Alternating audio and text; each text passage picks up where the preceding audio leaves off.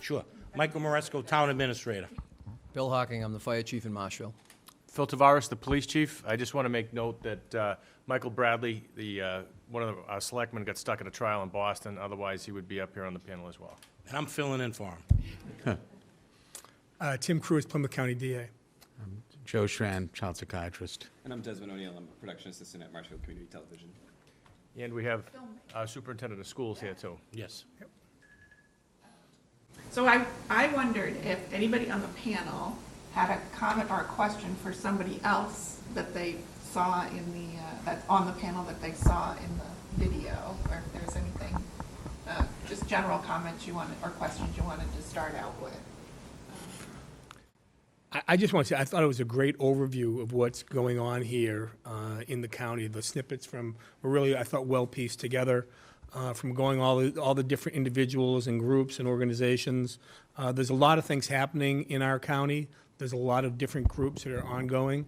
And I think the biggest thing that I extrapolate from this is really that collaborative groups and cooperation makes a huge difference, and not worrying about whose name's going to be out there, but let's get the job done. And I think our numbers here in our county as a result of that have shown that that works.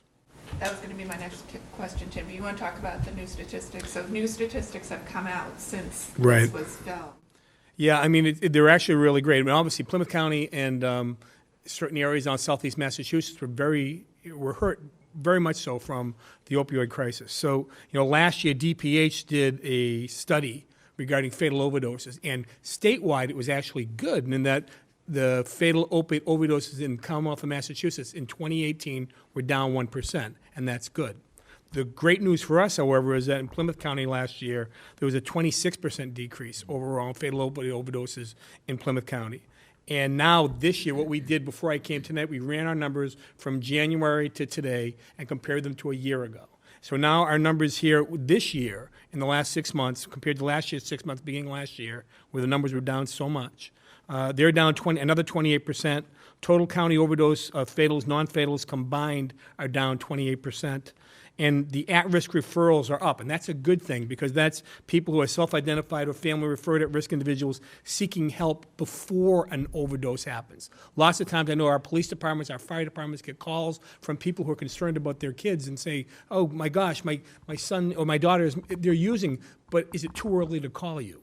And they can call and they will go and get help before it happens. So I just think that's a really positive thing. And once again, it comes down to the collaboration, I think, between all different groups.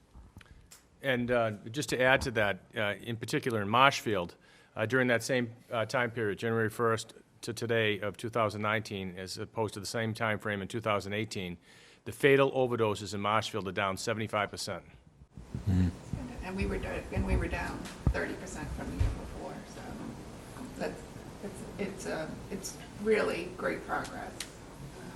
Like Tim always says, one is too many, but we are making progress. So are the total overdoses down as well, and not just the fatal ones? I mean, because we're reversing a lot with Narcan now. Right.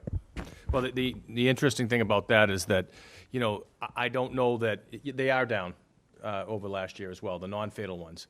However, I don't believe you can get an accurate figure as to, what that actually is, because there's so many people that have Narcan at home or in their businesses or in their cars, and when somebody overdoses, they'll do it on their own, and EMS is not being summoned, the police aren't being called, so we don't know about that.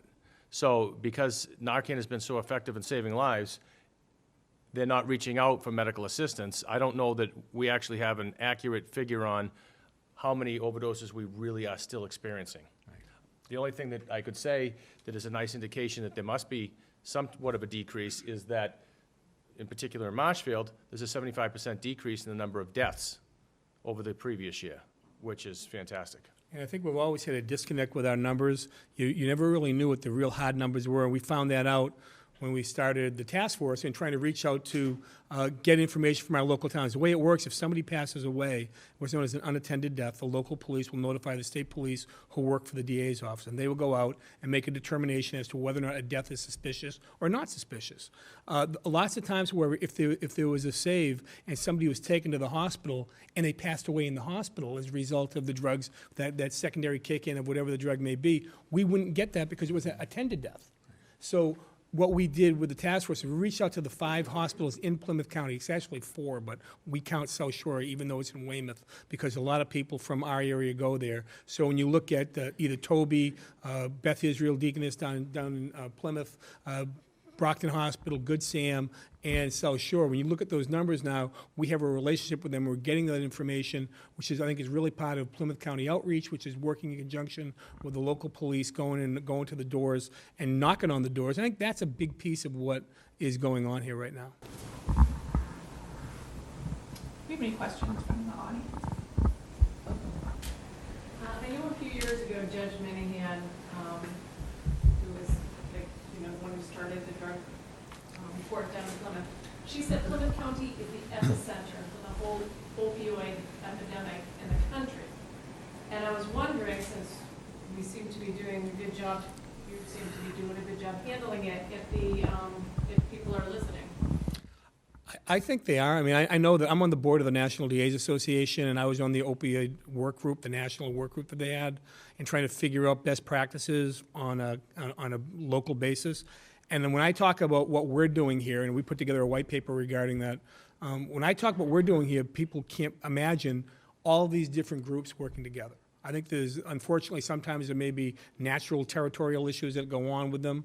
And I think that's what's really good is that whether it's reaching out to the local facts groups and getting information from them, or whether it's working, little different things, drug story theater. I mean, who would have thought, you and I'd be working together doing that stuff years ago. But now it's something that we can get on the phone, we can talk to somebody and get resources and work together to get the resources. One of the grants we just got is more than $500,000 to get trauma-sensitive schools to every school in Plymouth County.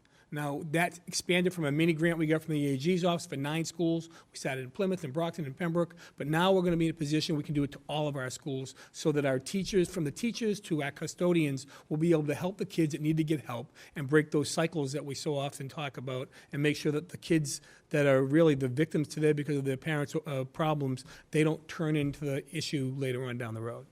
Yeah, and with that in mind, one of the things that we know in child psychiatry now is that probably the greatest risk factor for first-time substance use is low self-esteem.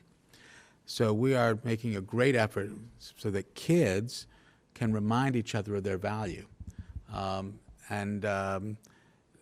we think, is really going to make a big difference because, the brain wants to feel pleasure. If it can't feel pleasure because it's feeling valued by somebody else, it is more likely and at greater risk of turning to drugs. So that's why, Tim's program is going to be so important as well, helping grown-ups remind kids of their value. So- Okay. I was going to say, so also you probably saw at the end of the documentary, it said if you want to see these interviews in full, go on our Podbean page and search opioid. And that conversation Joe and I had about self-esteem and these sorts of issues that kids face that didn't make it into the documentary, you can actually hear that full conversation if you wanted to check that out. And it's really interesting. And the same for everybody here. Just to add on to your question, a response for that. On the county-wide level, this has been absolutely phenomenal. Working with the Sheriff's Department, working with the District Attorney's Office, working with private agencies.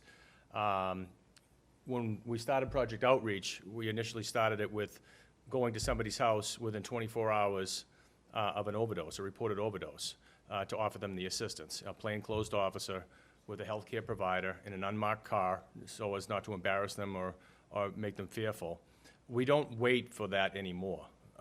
If you know somebody that is struggling and having a problem with substance abuse, we're not going to wait for that overdose. We will go out with a healthcare provider in the same manner, knock on the door, and get them before they overdose. Additionally, we're working really close with our schools. The superintendent was able to see that all 7 schools have Narcan available and that the nurses have training with Narcan. And in 5th grade, before the students in Marshfield go on to the middle school, and in 8th grade, before they go on to the high school, police officers are coming into the classrooms and teaching the kids about the dangers of prescription medication and illegal drugs. So our partnership with the schools, with the private agencies, with the district attorney's office, with the sheriff's department, and of course, the people that we work every day with, our fire department, also our paramedics that run the ambulance service, our relationship every single day. Just this morning, we had somebody pull into the parking lot of the police station early morning that was experiencing an overdose, and they came to our location, and of course, Narcan was administered. The paramedics came from the fire department, and luckily, we were able to save that girl just this morning. And of course, the support of the town administrator and the selectmen know how serious this problem is. And the funding through our budget and the training that they allow us to go through has just been phenomenal, I believe. Yes.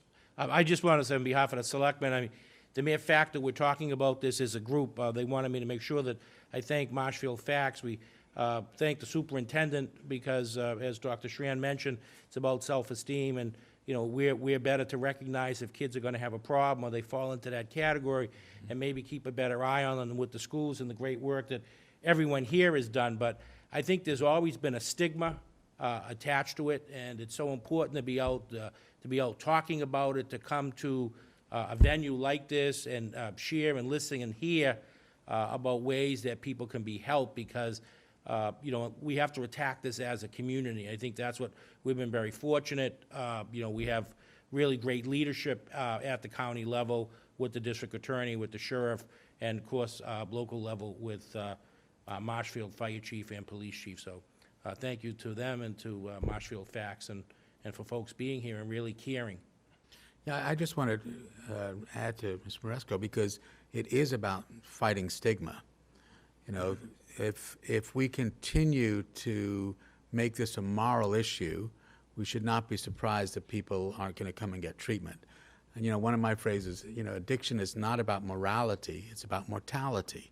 It's just the way the brain works. And I really think that that is a major part of what all these folks have done. You know, it's not, we're not criminalizing it, we're not saying it's a moral thing, we're saying people need help, and it's up to you to help them.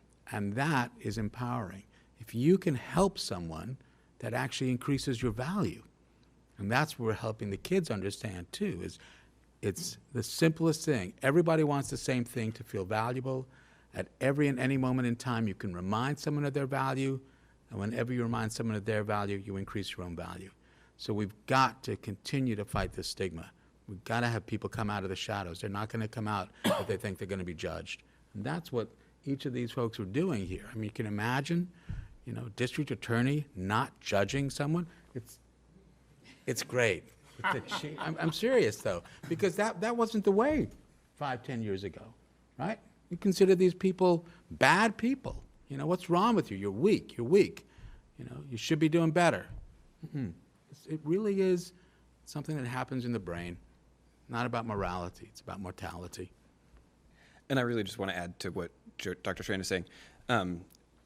When I was doing this documentary, one of the things that really surprised me the most was just seeing so much compassion at every level. Every single group I spoke with, everyone was showing a lot of compassion for these people struggling with addiction.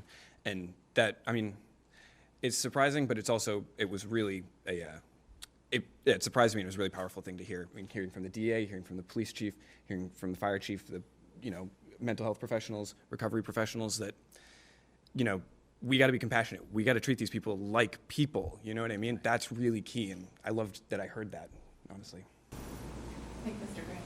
Yeah, I just want to piggyback, and I'm not in the panel, I didn't get the time memo, so I couldn't sit up front. You want mine?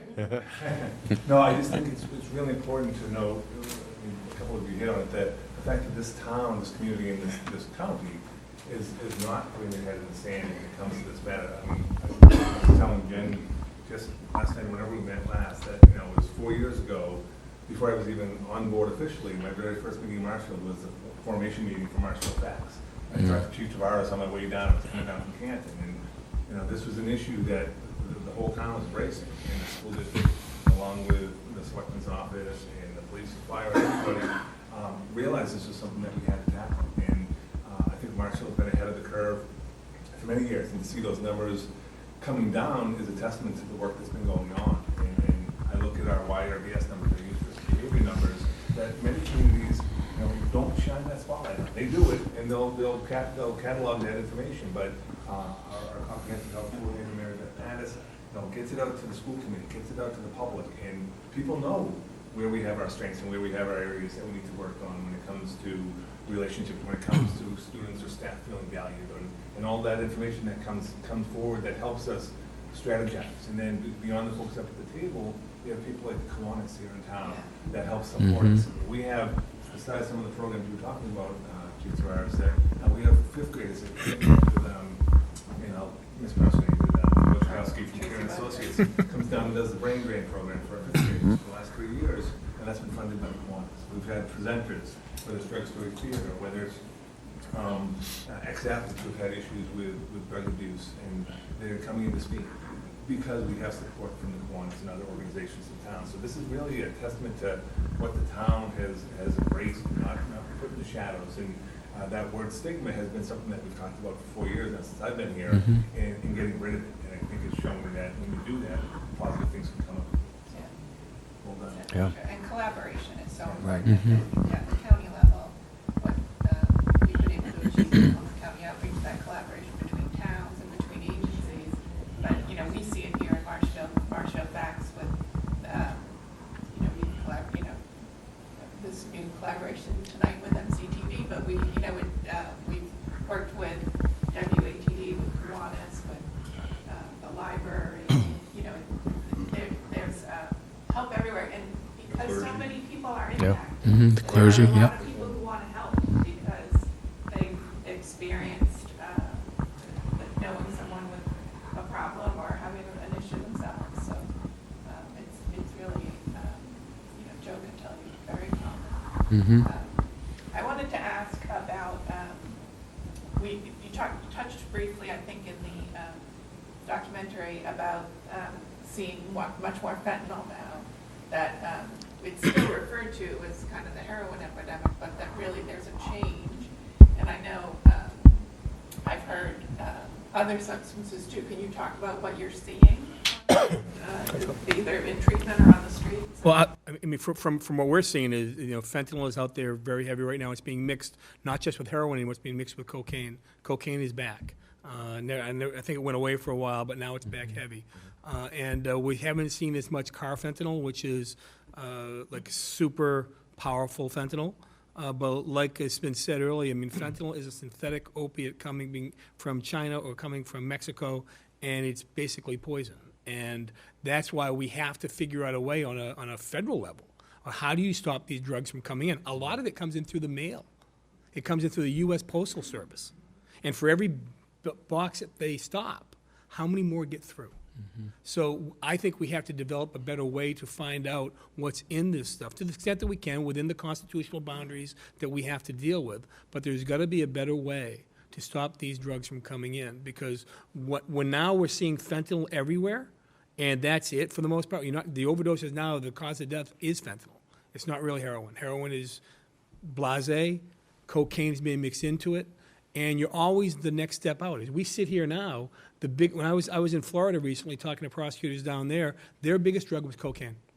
And when you talk to prosecutors in Kansas, out west, it's methamphetamine. And there's always these different things coming at you. So I think if you have a good strategy like we're trying to put together here, you can insert whatever the drug du jour is. Right. But you also have to understand that it's going to take growing pains, because you're not going to know what it is, and it's going to be the new item in town. So we've been very successful, I think, on the east coast of the U.S. regarding methamphetamine. Really is not here. Every now and then there's a couple of glitches of it, but we really haven't seen it yet, because that is really powerful and dangerous stuff also. So I think the best thing is everybody continuing to work together and making sure that our police, our fire, our first responders, who do a tremendous job every single day in saving people's lives, that we can keep them as safe as possible also, because they're walking into these situations whereby if they touch something, it may permeate their skin, it may put them in a position where they're going to overdose, or their dogs, which, as I understand it, can't smell out fentanyl. So there's a lot of different challenges. And I think that's why trying to stop the supply, trying to help the people that we can help and trying to educate the kids is really the model that we've been trying to work here in our county for a while, one way or the other. And that's what we're going to continue to do. And as we continue forward with our, our trauma-sensitive schools and making sure that we can continue to talk to kids and help kids. And, like I said in the video, we started trauma-sensitive schools in our county 10, 12 years ago. It's not new, but we just basically, it worked for drugs and guns. Why can't it work for opiates? And we didn't reinvent the wheel, and it's been successful so far. Everything can always be tweaked. Everything can be made better, and that's why it's great talking to people about, well, maybe we can do it this way, maybe we can do it that way. No, there's no, like I said, no pride of authorship. This is how do we deal with these problems that we're dealing with, but our kids are dealing with it. And I think I forget who said it in the video, but we're potentially losing a generation, and that's true. Joe, do you see polysubstance in your, Oh, yeah, we see a lot. It is interesting watching the trends because, about 7, 8 years ago, there was a lot of spice on the street. People were using synthetic marijuana, and that was ripping through. But absolutely, I have many of my adult patients and some kids on Suboxone, which, is what we use as medication-assisted treatment. And these folks are in treatment, but we tolerate them smoking weed. It's harm reduction. We will tolerate. We don't encourage it, but we'll tolerate it. And many of these folks come in, they've got their drug screens, we're going through it, and they say, hey, man, you got fentanyl in your system. I said, there's no way I was using fentanyl, but there's also THC.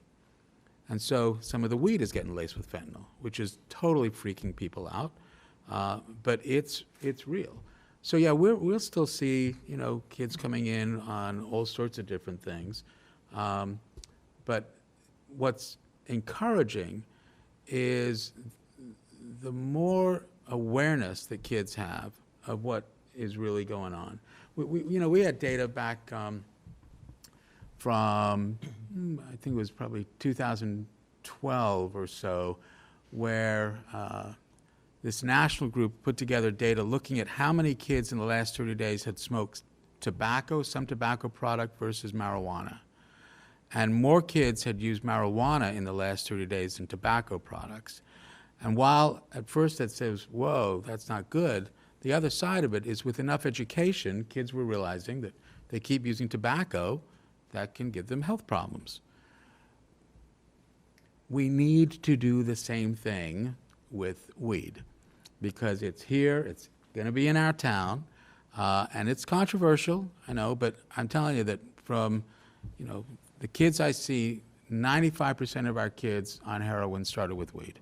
Doesn't mean that 95% of kids who smoke weed will go into heroin, but it is a gateway. And for me, it was absolutely astonishing that we're in the midst of this opioid crisis, and Massachusetts says, yeah, but, we'll legalize weed.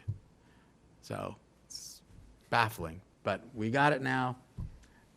Mr. Maresco, we've got our selectmen who are going to be deciding what to do.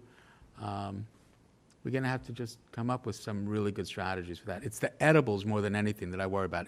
I don't think there's a law that we can put in that says if you're going to be a pot shop, you can't sell edibles, but boy, that would be great.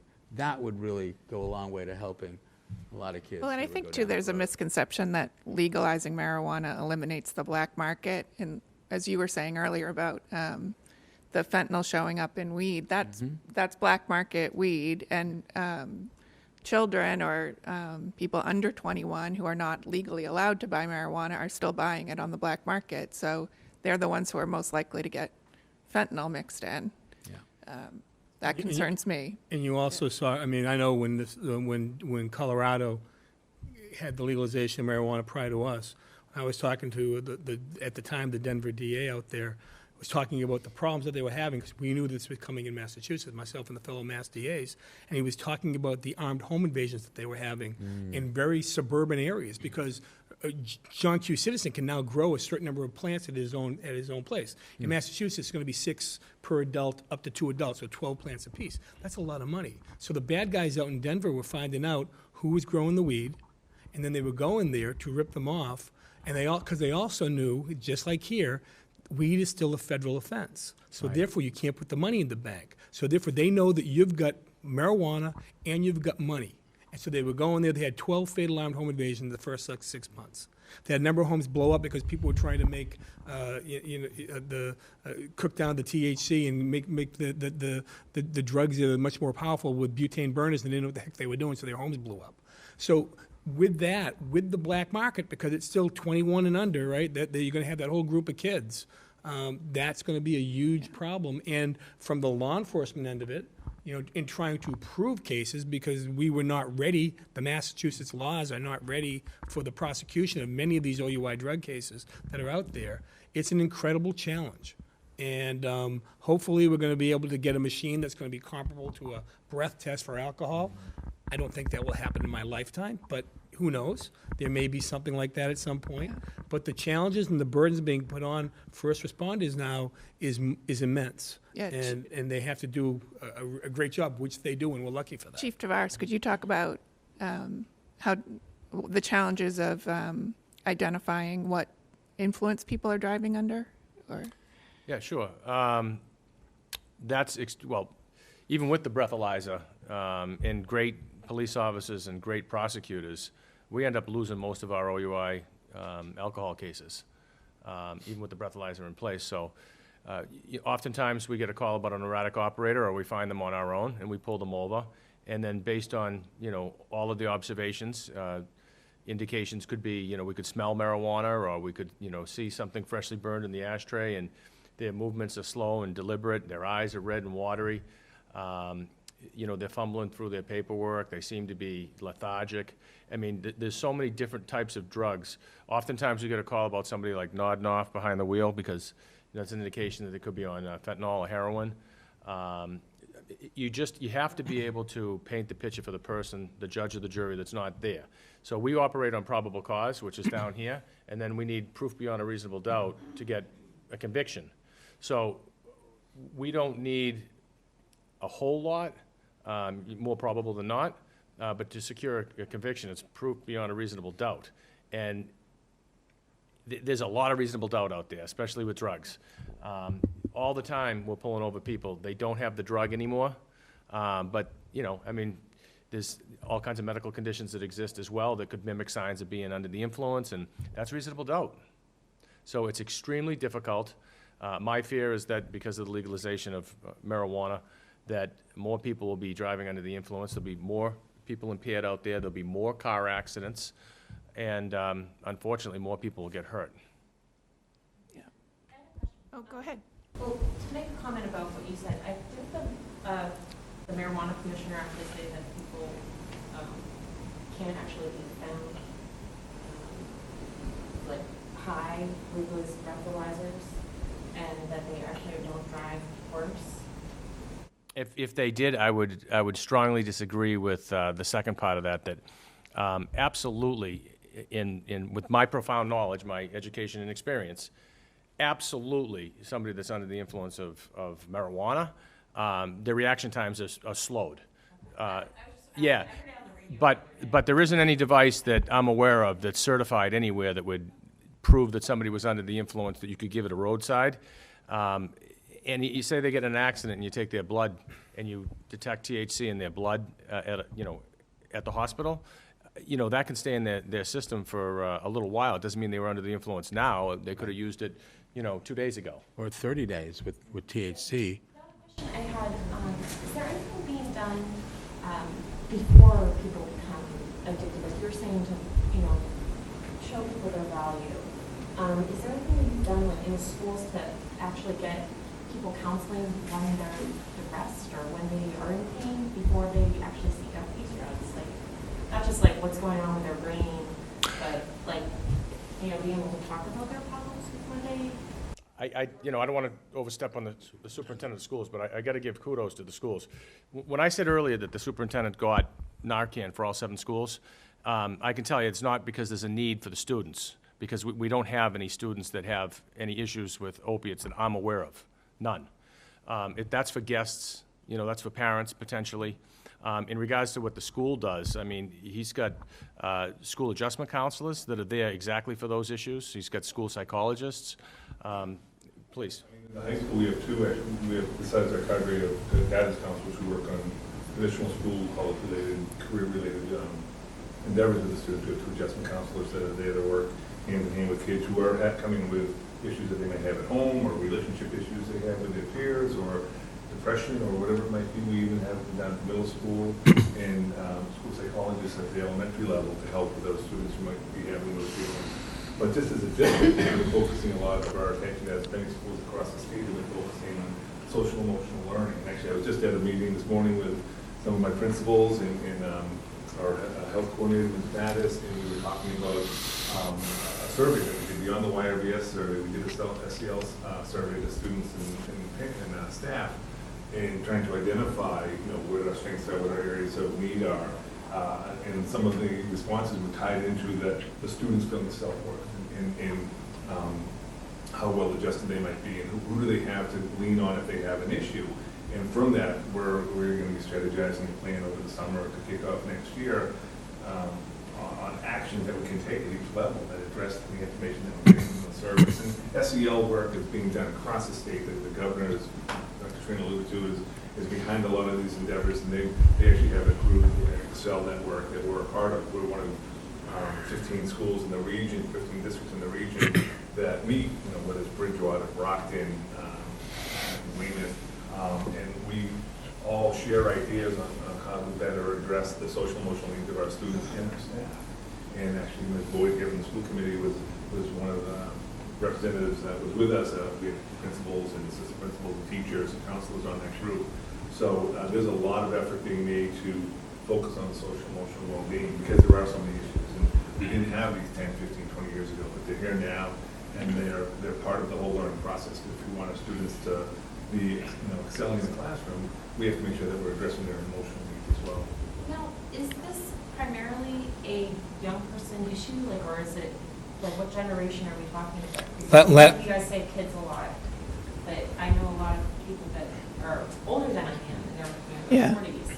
Are there resources for these people, before they end up? Last year, approximately 65% of the people who died of fatal opioid overdoses in Plymouth County were between the ages of 20 and 39, which is child-rearing years, which is why we're very concerned about drug-endangered kids. And ACE is the adverse child experiences that kids can garner from growing up in that sort of environment. So it's the next step. And what you're seeing probate cases continue to escalate now because either the dad or the mom is either passing away, or they're going to jail, or they can't not take care of their kids. So you see more and more grandparents now taking care of their kids. And quite honestly, when you're a grandparent, you're not the same spry individual you were back when you were a regular parent. And so therefore trying to do that makes it an incredible challenge. And the resources aren't there for the grandparents either. So there's a whole different variable. It is definitely the pebble in the pond and the ripples that go out that it affects. It affects everyone, everywhere, in the schools, in the homes. And that's why I think it's such a challenge in trying to get your arms around something like this, because it does have so many different components, and bringing in people from different non-traditional roles of working together. It's just not traditional for many of the things that we do now, and I think that's why you have to kind of think out of the box, and that's why all these people in Marshfield FACTS have all done that. All right. Go ahead, Janice. Yeah. Sorry. I was actually going to mention the same thing that you did, and Jeff, I've spoken to Phil, and I've spoken to Chief Hawking about it, and that is one of, you can't boil the ocean, but I think everything you're doing is great, but there is 6 out of 10 kids experience generalized anxiety now, and they don't present like you would think they would. You don't look at someone and say they're anxious. They could have stomach aches, they could have headaches, they could be quiet, or they could be completely the opposite. And my worry with the social emotional issues is catching it in time, because I don't think they are going to do heroin. I think you're right, kids aren't. What they're going to do is mess around with booze, probably smoke some weed, do stuff like that, and then that might lead to it. But I'm hoping someday to be able to get some grants for the schools, so that they can get, because I think the counselors work super hard, and there's way too many kids to counselors that we can, in bullying, that's another. Actually, just to say, the data is clear that the first thing to emerge is anxiety, and that's around the age of 6. Right? So 6 years of age. What's happening at the age of 6? At the age of 6, a kid is starting school. Right? So they're now in a new social environment. So 6 years old, anxiety. 11 years old are some of the oppositional things and the bullying. 13 years old is the mood, like depression. And it's really statistically not until the age of 15 that substance use starts coming in. Of course, that's huge pools of data, so the substance use can come in a lot earlier. But we have between the ages of 6 and 15 to figure something out. That's 9 years. I mean, you're right. The anxiety shows up in kids. What we ask is, would you spend a lot of time in the school nurse's office? Why? What? My stomach was sore. I had a headache. That's anxiety in kids. I think we have time for just one more question. First of all, Desmond, great place to work. Thank you. Yeah, round of applause for Desmond.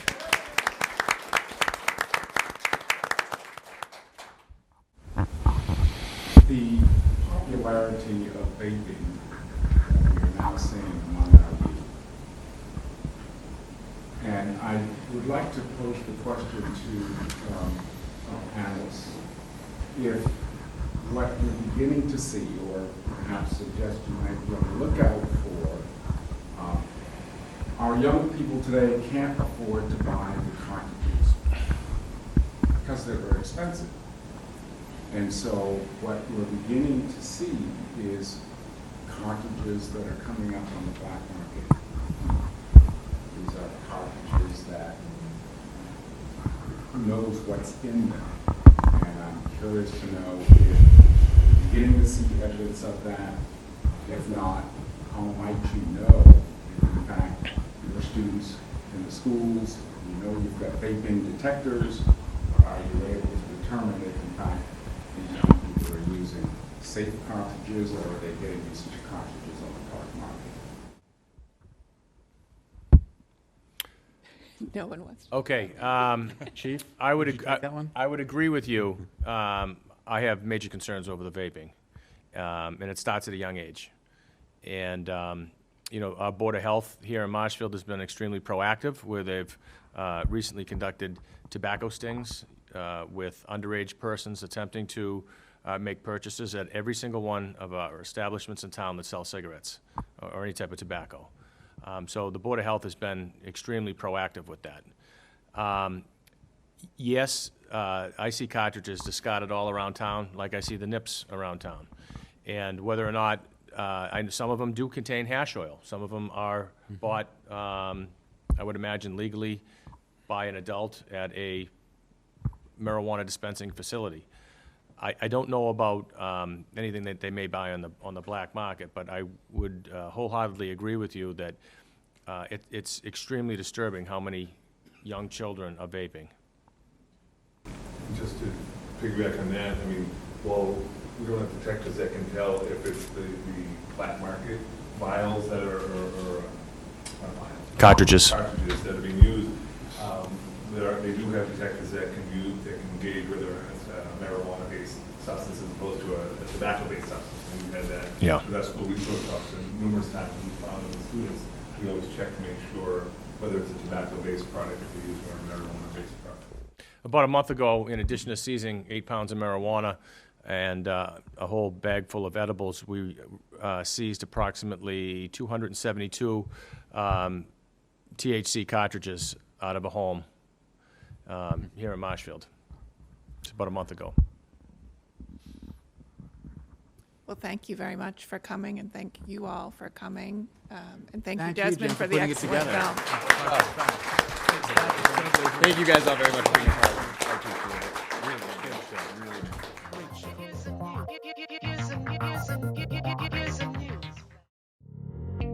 In personal finance, there are 4 basic qualities you should look for in an advisory firm. Financial advisor, certified financial planner practitioner, fiduciary, family. Lucky for you, we embody all 4 qualities, and we're right here in Marshfield. Does it get any better than that? Hi, I'm Alyssa McNamara Reed. I'm Mike McNamara. Hi, I'm Kirk Reed. Find out more at McNamaraFinancial.com.